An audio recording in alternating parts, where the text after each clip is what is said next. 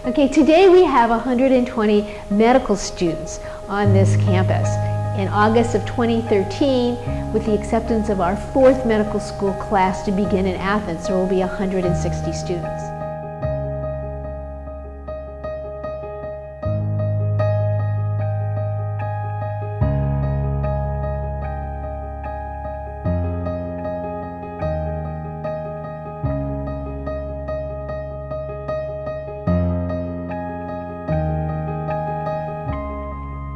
I think the presence of the Health Sciences campus has already begun to change and will continue to change the neighborhood. Hopefully that we will be good partners, okay, with the neighborhood. And it's an open campus, the gates are down, families coming on campus, and it's begun to be part of Athens once again.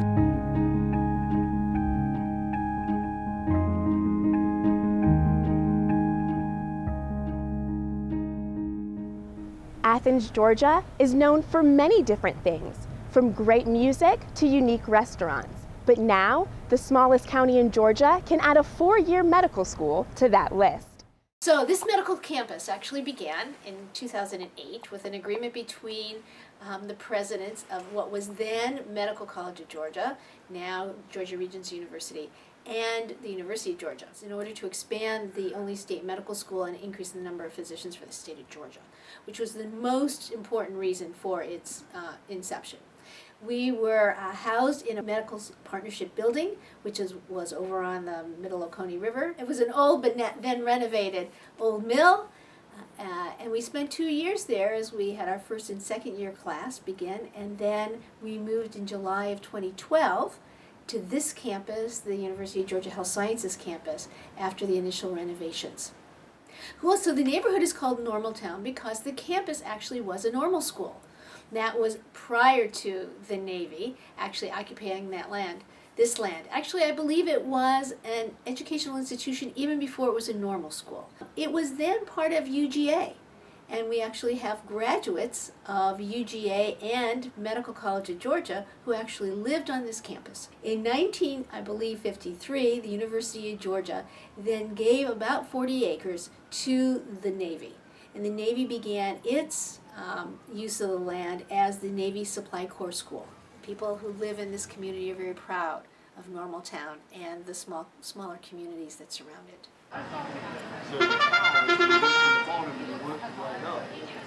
It's a tight-knit neighborhood. Again, there are a lot of people that are outside walking their dogs, riding their bikes. There's a commercial corridor right here on Prince Avenue that has anything from restaurants to bars to hardware stores, and it's all within walking distance. And I think just last week UGA put in the bus route from campus to campus, and so now every 20 minutes there's a free bus, which is awesome.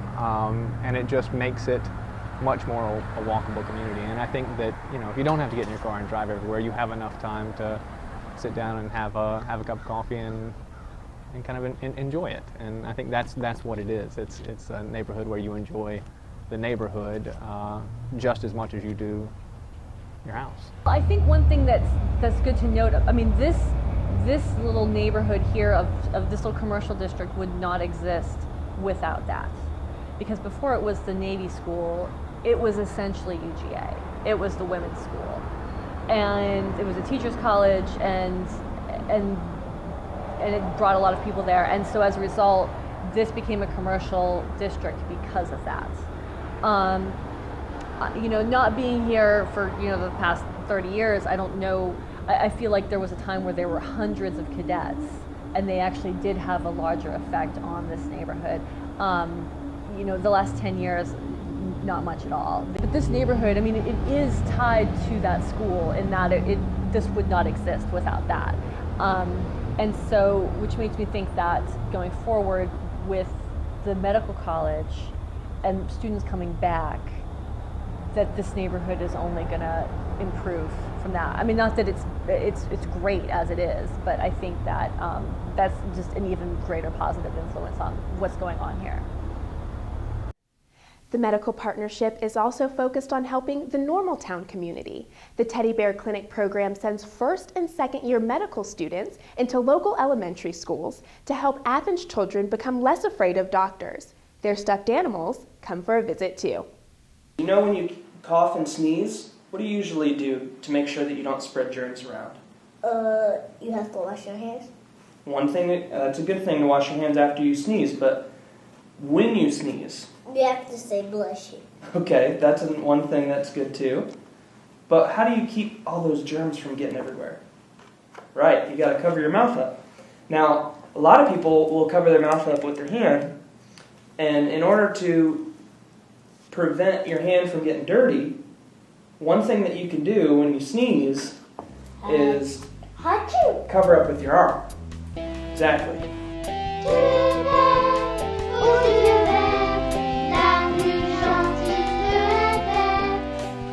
can say ah. How does the mouth look? Well, teddy bear clinics were started. They've been doing them at other hospitals in different states associated with medical schools. And they do them, the idea is that by introducing what a doctor does and let children play with your instruments with their teddy bear, that it will take some of the fear out of the procedures and going to the doctor. So the whole idea is to reduce the anxiety and make kids more comfortable with going to the doctor. Well, me personally, I think I might want to do pediatrics. And so I really like dealing with kids. I like being around kids. They're just really fun. So part of my personal motivation to do it was just a chance to be around kids and get them to like going to the doctor a little bit more. So we'll usually start with a stuffed animal, a teddy bear or any kind of stuffed animal, and ask the kids what they think happened to our little stuffed animal, what happened to Piggy today. And they'll tell us something that happened with them, like he hit his head, and we'll ask them, okay, what should Piggy do now that he hit his head? And they might say that he should go to the doctor, and so we'll tell them we'll ask them, what do you think the doctor will do for Piggy? And they might put a Band-Aid on him, so we'll let them put the Band-Aid on his head, or we'll let them listen to his heart with the stethoscope. And then there's also a children's book that's kind of written about the teddy bear clinic, and it's just a story of a little teddy bear who gets taken to the doctor's office by his parents and his experience in the doctor's office. There's also a card that we give them, get these three across to them, and let them keep this. And this has one thing about washing hands, making sure that they wash their hands long enough for them to sing happy birthday. So how long do you think that is? You want to try it out? Happy birthday to you. Happy birthday to you. Happy birthday to you. Happy birthday to you, Mommy. I think overall it's just a really fun experience. It's also, I think, great for them because they get a chance to talk with people that they probably normally don't get to talk to. That can have a really big impact on someone's health throughout their life. So I think by doing this, hopefully, bit by bit, it will lead the kids to want to go to the doctor more often. For centuries, physicians have helped the sick get well, but only a small part of medical education deals with the prevention of diseases and the maintenance of good health at the community level. One medical student is trying to change that. Here is her story. I absolutely do think it's incredibly important for physicians and for medical students to have some sort of public health education, just because public health and medicine to me are so intertwined. It's all about health. It's all about health of patients and health of populations and communities. A lot of people don't realize that some of the biggest advances in improving health over the last century have actually been to do with public health, with vaccine programs, and also with improving sanitation. A lot of people think, oh yeah, treatments is getting better, but for me personally, I feel like it's important to prevent disease and not just treat it. you know, that old adage, ounce of prevention is worth a pound of cure, and I always believe that. I just finished my second year of medical school here at the NCG UGA Medical Partnership, and I'm currently taking a year off in between my second and third year to get my master's in public health with a concentration in epidemiology from UGA. I've actually always known that I wanted to do an MD and MPH program, so when I was applying to medical school, I only applied to medical schools that had a combined program, except for this is the first year that UGA has had a medical school in partnership with the Medical College of Georgia. I was told that there would be an opportunity for me to start up this program, and so that's what I decided to do, and that's why I'm here. Most recently, I went with the Global Health Program at UGA to Israel. I was doing an internship at the Israeli Ministry of Health in Nazareth, the district office, and I was also taking a class in comparative global health systems at the University of Haifa. That was also teleconferenced here to Athens with UGA students. I had the opportunity to visit several of the Tzfat Halav clinics, which is a program that's run through the Israeli Ministry of Health. These are preventative care clinics. They're well mother and child clinics. They've been going on since the 1920s.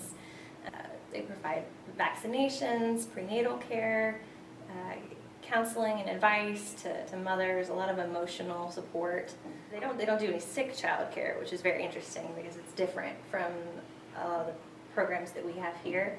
But I think it's especially good for people going into public health and into medicine to experience systems in other countries and to learn about them so that we can better improve our own health system. That's part of why I really want to spend as much time I can in other countries to learn how their systems work, to be able to bring that education home and apply it to fixing our own broken healthcare system. While Teddy gets her master's degree, her classmates will be moving on to their first clerkships. Since July of 2012, Medical Partnership students have received short periods of hands-on training in several different specialties. Dr. McCord Smith and Dr. Van Morris have been practicing neurology side by side for over 30 years, but now they've moved on to another venture. I think it was a really great experience working with Dr. Smith and Dr. Van Morris. I learned a lot about neurology and compassion for the patients. It seems that that's their number one goal, is treating the patient like a human being and not a disease, and trying to get to know them on a very personal level. Well, so far we've had third-year students, and they seem pretty serious to me, and they also seem more idealistic than I would have thought they would be. Heartening to me to see that they have this attitude. But that's the first of their third year, so maybe that attitude gets worn down over the next year and a half or so. But at this point, they all seem very earnest. You can definitely tell when a student's personality really meshes well with the preceptor's personality. One of the great things about being able to spend time with lots of different doctors is that you get to see lots of different styles of practicing. And so you definitely find the physicians whose style kind of matches your personality and your way of interacting with patients, and whose patient interactions you want to model in the future.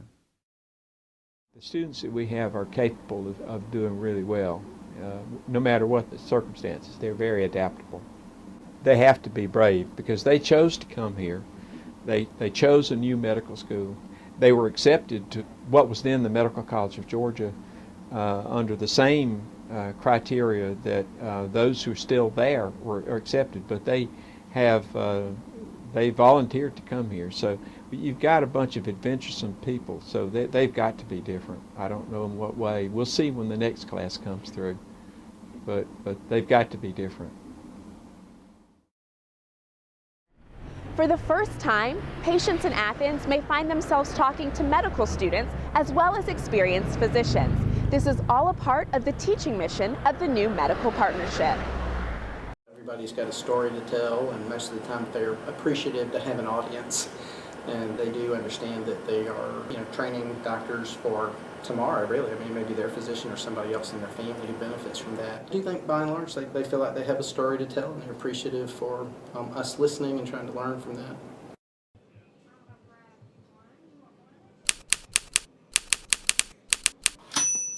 Patients in the clinic have been pretty open, and I think they're happy to have someone who doesn't have a time crunch to actually listen to their whole story.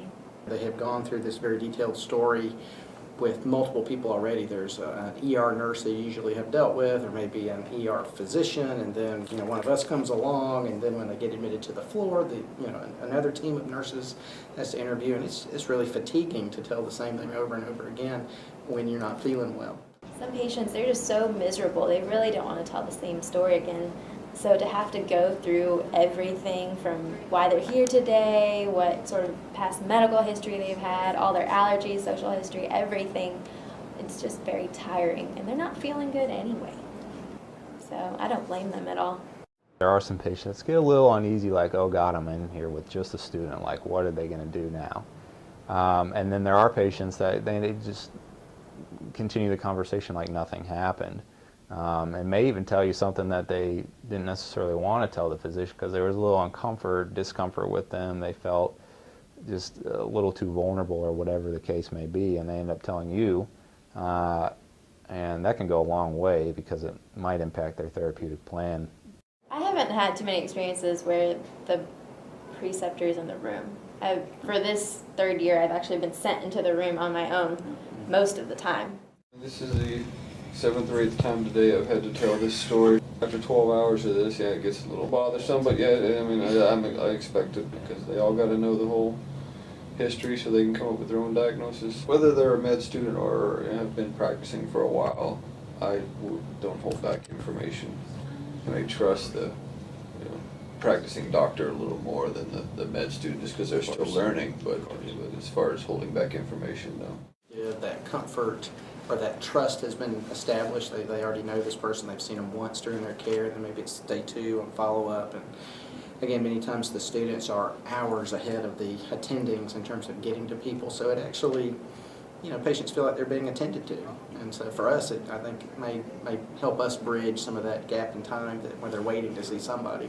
Patients absolutely have to be open to talking to you as a student, and if they are, it makes the interview that much easier. There's also been some experiences that patient didn't want to have anything to do with the student, and so all you can do is, ultimately it's the patient's right to whatever they want, pretty much. So if they refuse to talk to a medical student, they refuse to talk to a medical student, and you can certainly try, but in the end, it's only what they want that matters. As one of the poorest counties in the nation for its size, Athens-Clarke doesn't have enough primary care doctors to go around. Can the medical partnership help? Well, pediatricians and family medicine practitioners are one of the lowest paid medical specialists. When it comes to choosing a medical field, does money talk or passion rule? Well, in the country, one of the things that actually was on the table was actually improving reimbursement for primary care doctors. I think that's an incentive. I think it does discourage students. I hate to say that, but it does. Medical school is costly. One of the things about MCG is it's probably one of the least costly medical schools in Georgia.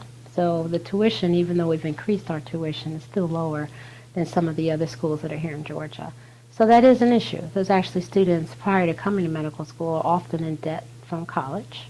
And so the cost of medical school makes them think about already the debt that they're in prior to coming to medical school and then more debt.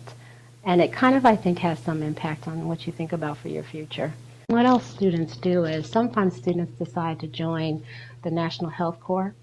National Health Corps is if you know that you're going to go into primary care and really where you want to serve is people that are underserved. They will underwrite the cost of your medical school education. So it's a really great program. We actually have a National Health Corps scholar here in the second year class. He's one of the first students in our class that was chosen for that because you apply for it and you get accepted and they pay for your school. And in exchange, you end up working in an area that's underserved. And there are plenty of areas that are underserved, particularly in Georgia. But I like to think that their primary incentive is then again the passion, because you really, whatever field you choose, you're going to be working really a lot of hours and hard, and you have to love what you're doing and the people that you're serving. So that medicine has to be something you're really very much interested in.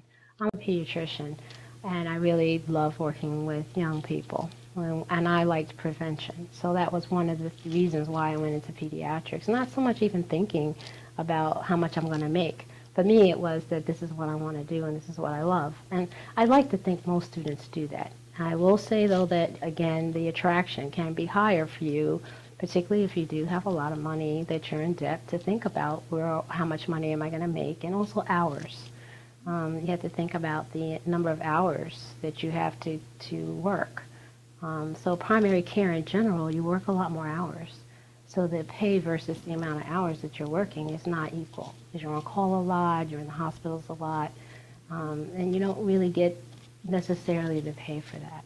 And again, I will tell students that even though this is a lot of money, you do end up paying it back, because there's no such thing really as an unemployed doctor. It's just how fast you make it and how much you make it, but you will always be able to make a living. Fitness is just as important to medical students as it is to everybody else. While the medical partnership keeps students very busy, most stay physically active and healthy, not just for themselves, but for their future patients as well. Medical students in general, this has been my experience in my 2 years here, often have the days blocked out very well in terms of, from this to this, I need to be studying from 1 to 2, and then from 2 to 3, I'm in the gym. And it's amazing to see on the hour or on the half hour, it's a mass exodus in and out. I mean, they're just right on the minute. The students will often put lectures on their iPods and just listen to them while they run or while they walk or while they're in the gym. That would normally put me to sleep, but it seems to work for them because they need to know it. Pound Hall has been a great facility. The fact that they have lockers, they have showers, they can go between classes, if they have an hour break or on their lunch break. Then we also have tennis courts. The size of the campus, there's a walking trail essentially around campus, which is also wonderful. So I think that Pound Hall plus the other facilities have been, they've been great. I just feel more creative. Like when I'm running, there's nothing else to think about. I mean, other than let's avoid the car. There's really nothing else to think about. I don't have any constraints. I don't see the books on the shelves. I don't see the ideas I've written on the board. It's just a blank canvas. But if I'm not running, that's my time to myself. I think the benefit is that I think it goes everywhere from personal physical appearance to just kind of needing a release. You definitely see some angry folks over in Pound Hall. Just because I imagine it's quite frustrating just realizing how little time you have to yourself. And so I think if they enjoyed it beforehand, they still want to enjoy it. And then there are the people that were very fit coming in and they just want to maintain that. But again, I think even those people that I've talked to still have to do it in moderation. They just don't have the same kind of time.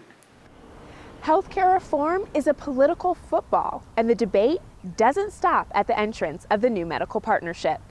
The spirit of the bill is very positive, but that there's some concern, some trepidation regarding the implementation.